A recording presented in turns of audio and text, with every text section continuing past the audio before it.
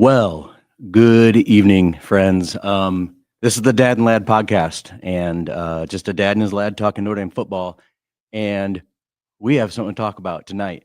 The time is currently midnight. It is now the 10th of January. I never thought we'd be talking postseason football at this point. Notre Dame just beat Penn State in the college football playoff semifinal 27-24. And if you would have seen the scene in our basement, just a couple dudes being ridiculous, that's exactly what that game was. All the ups and downs, everything that we just experienced, we just want to share with you as a dad and a lad, as a father and a son. If you could, if you're watching on YouTube, go ahead and subscribe, click that notification bell, follow us so that you'll be made aware every time we go live. And then we're live on Facebook for the first time today. Had to get to 100 followers, and I think we're right around 150 now. So thank you all, the Dad and Lad community, for helping us get to that point. Micah, tell me, what are you feeling right now? I'm really excited right now. My voice is starting to go away a little bit, Yeah. and we're going to the national championship. When was the last time we were in the Natty? 2012. Yep. I He was was 2 years old. 2 years old, running around in a diaper in our basement with 40 people in the room.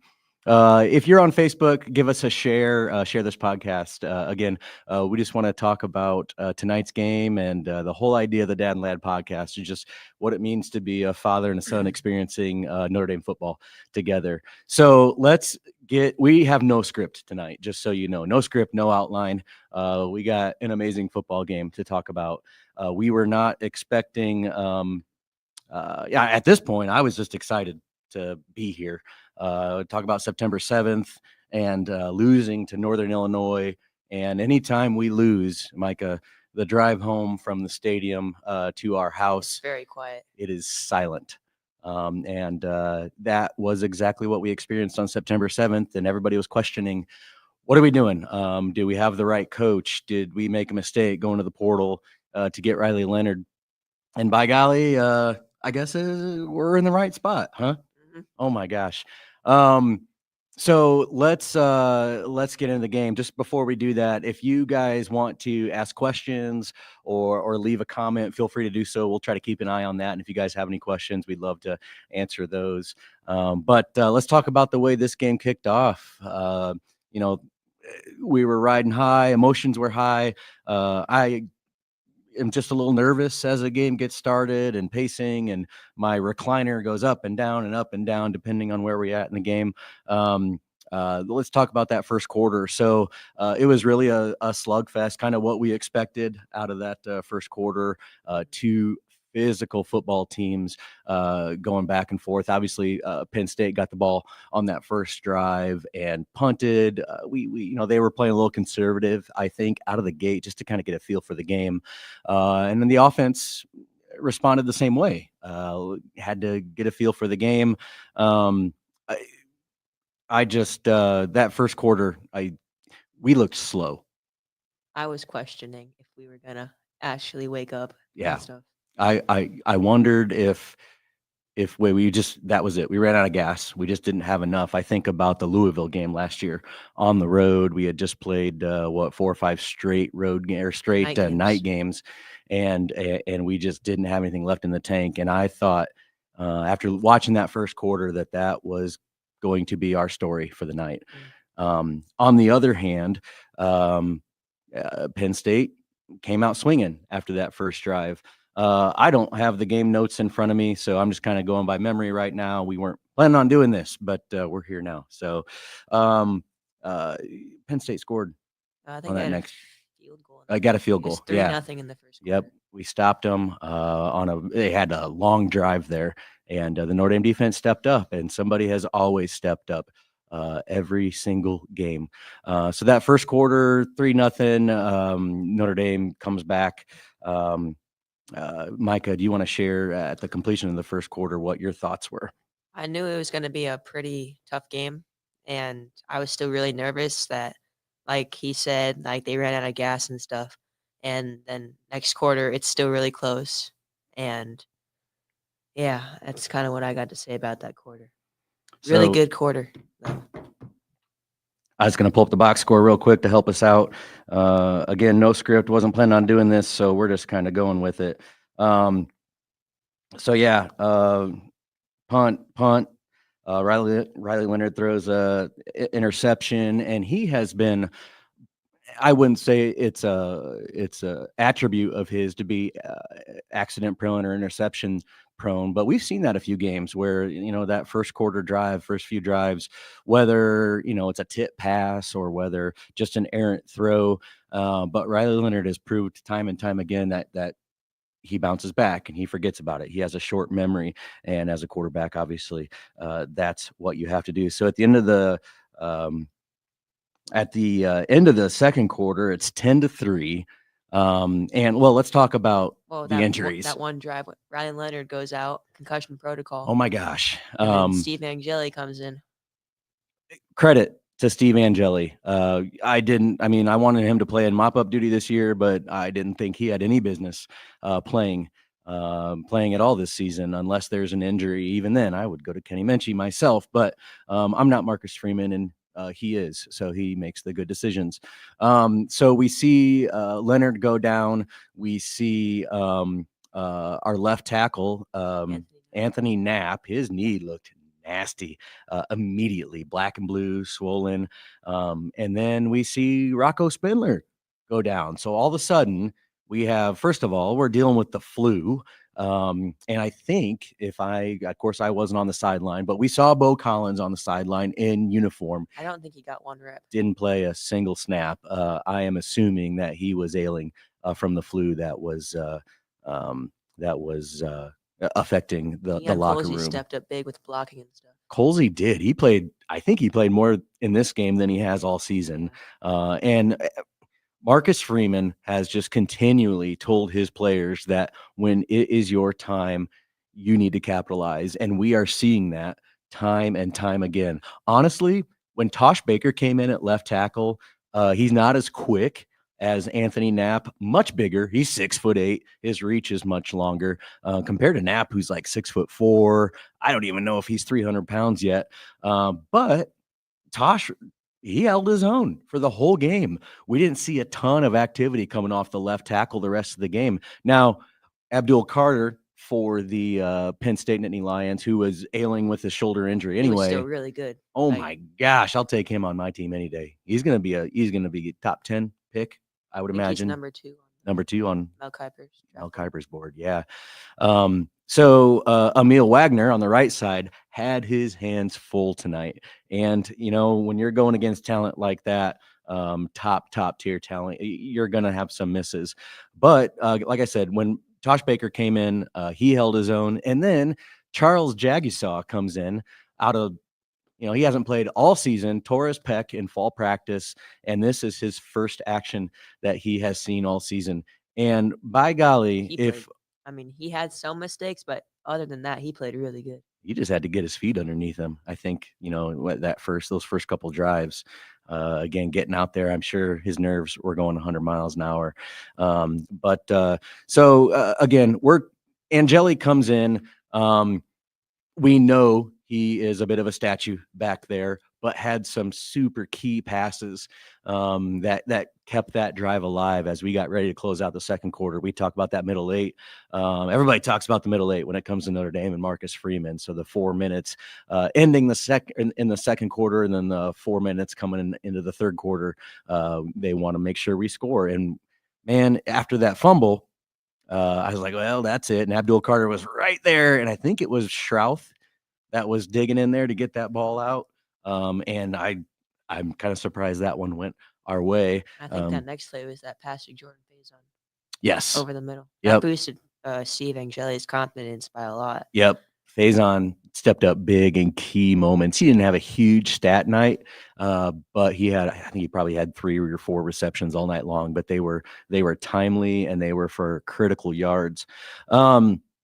So we get down, Mitch Jeter nails that field goal, and we're able to get into the half down a touchdown.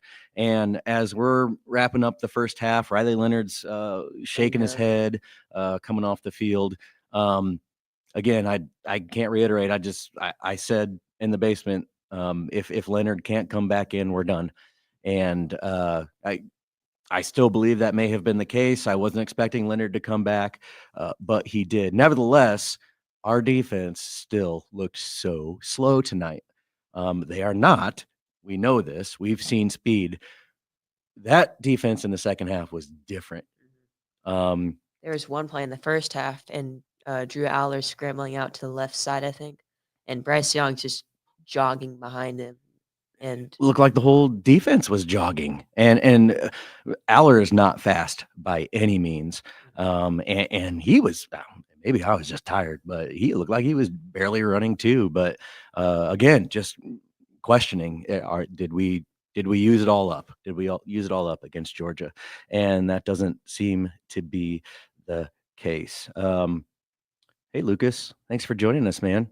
Go Irish! Yeah, that's right. Lucas is Micah's student pastor at the church that I work at and we attend. So thanks for chiming in here. I Lucas. Hey, all right. Okay, so let's get to the third quarter. Notre Dame comes out Come out there firing. swinging. I mean, you could tell that defense or that the whole team came out with a different fire in that second half. Trying to remember, that was the Riley Leonard run. We were about 3 or 4 yards out. And you kind of know when you get down there, and especially when you see Jaden Greathouse move in towards the line, it's almost definitely a Riley Leonard power run of some sort. Travis, thanks for joining us tonight. Hey, quick story about Travis and his wife, Melissa. So, again, we've been season ticket holders for almost 25 years. We've sat in largely 3 different places that whole time. We started out on the north side of the stadium, kind of, I think it was row 4, right behind the band, back when the band was down on the field, and then had a little stirring, and we had to go to the south end of the stadium, and it's a different experience on the south end of the stadium. We're not going to get into that tonight. And then moved back about 10 years ago to where we sit now, section 2. We sit in rows 14 and 15, and Travis and his girlfriend at the time sat right in front of us. We didn't know them. They didn't know us. But by golly, we have sat next to them for the last 10 years. And now, I mean, Spend the night at night games. At night games, they spend the night. They come up in the summertime and we get dinner, and they live probably 3 or 4 hours away from where we are. So great relationships. And just to speak to that before we get back to the game, there's probably a good 10 of us that have sat next to each other this entire 10 years, and we can always count on one another to show up and get ready for a big game. There's a guy named Josh who sits 2 rows behind us. He's a good dude. Shout out to Josh. But man, that guy leaves in like the third quarter of every game. It doesn't matter how tight it is. He left during the IU game, during the playoff game. But man, it's so special to be around all these people for 6 or 7 weekends a year and get to know everybody. So anyway, that's our talk. Hey, Adam, thanks for joining us. Go Cats, class of 02, Riley Wildcats. Okay, so Riley Leonard scores from 3 yards out. Then the defenses kind of settle in the second half. We have 3 punts back to back between Notre Dame, Penn State, and Notre Dame again. Well, that's when Mr. Jeremiah Love came to the table. That's my favorite play of the game. That's one of my favorite plays of the year. We are out. Let's see. Sorry, I'm trying to read my phone in the dark here. We're 3 yards out. We're tied. It's tied 10-10, and Love's got that huge brace on his knee. And oh my gosh, he was not going to go down. That was awesome. You talk about determination and grit and will, 4 guys, and we're talking. I mean, this Penn State defense was a lot better than what I was expecting. They no reason why he should have gotten into that end zone. They had 4 guys wrapped on him, and he extends that ball, and then okay, now we're feeling it. We have a lead. We know it's a long ways from over, but you can just see the fires there, and we got something going for us. Well, following that, Penn State answers as they should, being the great team that they are. We had a few coverage breakdowns with some long passes over the middle there, and I noticed that a little bit tonight. I don't know if it was again just the linebackers being a little sleepy. Xavier Watts didn't have his best game, I wouldn't say. He was in on a lot of tackles, but nevertheless, they scored, and then Riley Leonard comes back and tries to sneak one over the top to Mitchell Evans, and it is picked off. And that was just a poor throw. If he puts a little bit underneath that, it's a first down, and the drive continues. But nevertheless, this team is resilient. Penn State answers right then and there, and they put 7 on the board, and all of a sudden it's 24-17.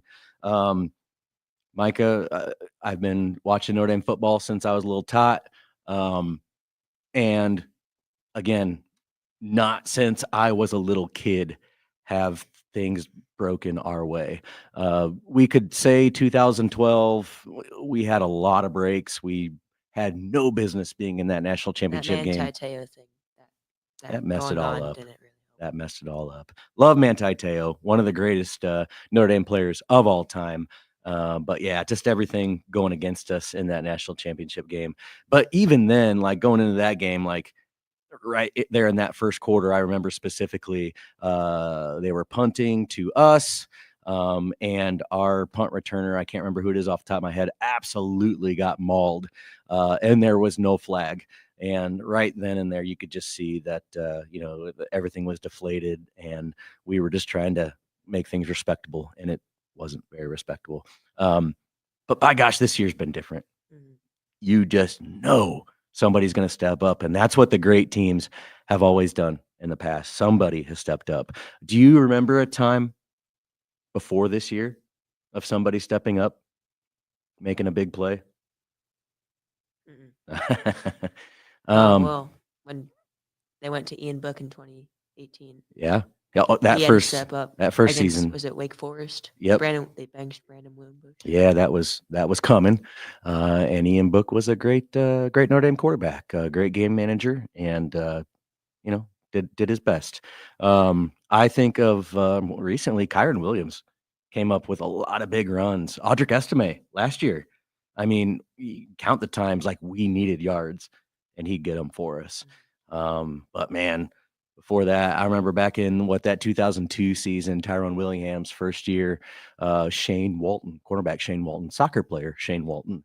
Man, when we needed a pick, it was either him or Vontez Duff coming up big. And I think we went 8-0, beat a big Florida State team on their turf, and came back and blew it against Boston College. But it might have been 2003. I'm drawing a blank right now. I think it was 2002. But anyway, so again, guys are just stepping up, whether it's Angeli, whether it's Jeremiah Love. Talk about Aeneas Williams tonight. That one catch, was that like a 20, 30-yard catch? Yeah. That was big. If you've never caught a ball over your right shoulder, heading to the sideline, that's hard to do. And Riley Leonard, his little shimmy before he threw it, a little double move by Aeneas Williams, and just gave him enough space to pull that ball in. That was a huge pickup. So yeah, Jeremiah Love scores, and then Penn State comes back and answers again, and now we're chasing 24-17. Now, stepping up here, who stepped up on this next drive? Big time. He had the most yards of his career tonight. Jaden Greathouse, numero uno. How cool was that? Broke 2 guys' ankles. 4 ankles broken. We thought Howard Cross had it bad. Those guys, they're going to have to wear splints for the next 9 years. So that was, man, again, nobody's going to run away with this one at that point. We're really getting excited. Things slowed down a little bit, 24-24, a couple punts back and forth. And at this point, just knowing how the offense is somewhat sputtered today and the defense was kind of holding their own. Yeah, we're playing for overtime. Notre Dame wasn't playing for overtime, but in my head, I'm thinking, okay, we're gonna end this in the crappy overtime rules that college football has. So we do a couple punts back and forth, and finally, Penn State gets the ball back with just what was there 2 minutes I left? think no. No, a minute 30 maybe. There Wait, is under a minute. it was 50 58 seconds. Yeah, something like that. And Drew Aller, God bless him, impressed me tonight with his poise. He has a tendency to get a little emotional, let that get the best of him. But boy, if he didn't stand in there and make some throws, unfortunately, this throw was errant. Shouldn't have waited so long to throw that across the middle. And Was that Adon Schuler who got pressure on him? it was I think it was Sneed. Oh yeah, it was Sneed Sneed. on a delayed blitz, and that opened up, and here comes Sneed, 100 miles an hour, like a missile nuke, as his nickname is, and forces the bad throw. And who steps up? Christian Gray. Christian Gray. That was a Oh beautiful pick. my gosh! And now we got 34 seconds left, and we got Around, positive. Like the 46, 46, somewhere around there. And let's just get it in field goal range. We don't have to do anything spectacular. We don't have to break open a big play. We just need to get in field goal range. And my gosh, get a few yards. We had Riley Leonard running power, and just got us centered up. And Mitch Jeter, we get stepping up. Mitch Jeter, who has struggled, all of us who have watched, he had the injury, he had the groin injury, and he had some dark days there in the middle of the season. And ever since the playoffs have started, Mitch Jeter has been the Mitch Jeter that was brought in from South Carolina to nail those key field goals. And they line up, and I didn't want to watch. I had to watch, but I didn't want to watch. What were you thinking before that kick happened? I was going back to all the times he missed.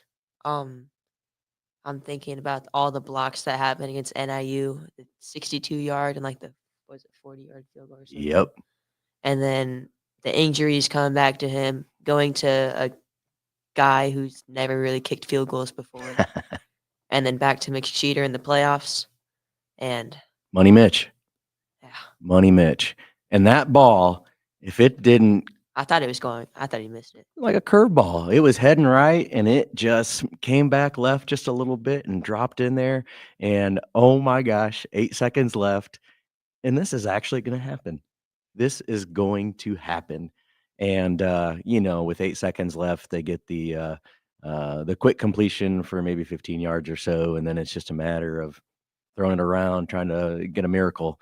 And that clock ran out. And oh my gosh, everybody's asleep at our house, but they probably woke up at that point as we were screaming bloody murder in the best way. So that was it, 27-24. I'm speechless. I can't believe we're going to the national championship in Atlanta. Give me Ohio State, give me Texas. I don't care.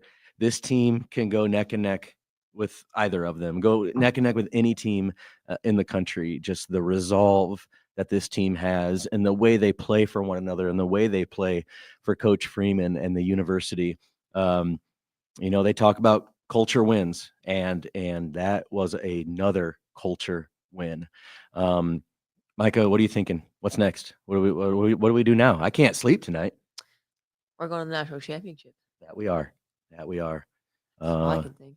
Atlanta is coming in hot, and we cannot wait to see what happens then. Again, we'll find out tomorrow night, or actually tonight. Geez, what time is it now? It's 12:24. We'll find out tonight who our opponent's going to be. We need the rest.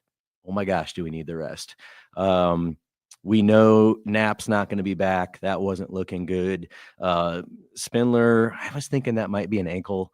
Like a sprained ankle. He's been wrestling with fine. that all year. Offering some opinion, I think Jagisaw probably needs needs to continue to play there. Just brings size and quickness and length that Rocco Spindler, as much as we love him, as much as he's been a warrior for Notre Dame, Jagisaw, I wouldn't be surprised if he gets the start in the national championship game. Did we talk about Bo Collins? We did. Okay. Yeah. Hopefully, we got this whole flu thing going through the locker room. Hopefully we can get that all out of our system, get rested, get hydrated, get as healthy as possible. Don't even let Jeremiah Love do any physical activity between now and Monday, the 20th. Physical therapy. That's about it. That's all he's going to get. He's going to get treatment. They're all going to get treatment because they deserve it. Man, I think that's all I got. Micah, that was something to experience, wasn't it? Mm-hmm. Man, hugs going all around, high fives, knuckles. It was so quick that we jumped over here to do this. We got video and pictures and all sorts of good stuff that I would be showing you, but not going to have the opportunity tonight. So we're going to wrap up. Probably going to go home and listen to more post game, whether all our friends who are podcasting right now go home and listen to them and maybe get some sleep tonight. We'll try to wrap our week up strong tomorrow. Again, weren't planning on going live tonight. We were going to wait till the season's over, but we were too excited. So we'll see how things go this next week as we prepare for the national championship.